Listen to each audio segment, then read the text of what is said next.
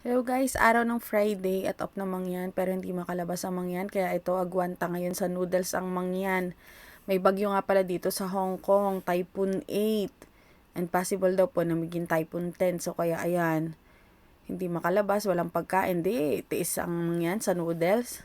At sino nakaka-relate dito? Sino nakakagamit ng ganito?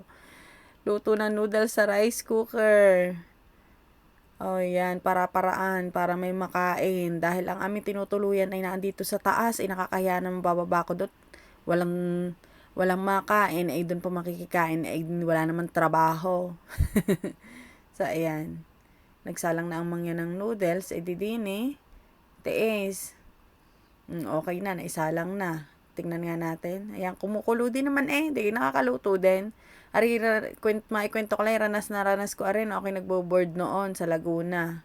So, ayan, bumili nga ako ng noodles. Mas makakamura ka ako kung garneng noodles ang bibilhin ko. Dahil kaysa yung cup noodles na $8 ang isa, ari na lang ang binili ko. Ay, sa halagang $11, ay 5 pack na. Namimiss ko pating kumain ng ganito.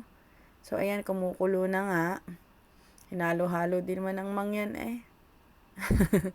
So, kasi talagang dito, ang buhay sa abroad, kailangan maparaan ka. Pag hindi ka gumawa ng paraan, ay magugutom ka.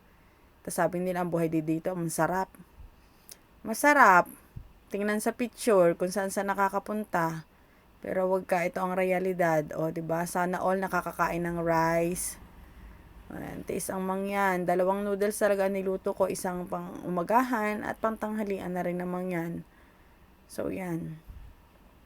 Talaga namang tiis. Gayon laang yun. Ang buhay sa abroad ay puno ng pagtitiis. Hinalo-halo na namang yan. Ano kaya lasa na yan? Pero gustong gusto ko yung product ng Midos. Hindi masyadong maaalat. So, ayan. Para na-miss ko yung Lucky Me sa atin. Di sinalang na ulit namang yan. Di may kakain na amang yan. O, ayan na nga, kumukulo na. Kalaan mo yung makakaluto din nga din Pwede siguro ako magluto din ng adobo. Adobong hindi na igigisa, diretso na. Ayan, okay na. O, pinatay na ng mangyan. So, tsaran! Nakaluto na ang mangyan. Nakalain mo yun, nakaluto nga sa rice cooker. Kaso nga lang nangyari, iga. Pagkaluto, hindi agad kumain ng mangyan. Di, ayan, labas. Akala may making ginisa. Nawala na ang sabaw. Pero okay lang.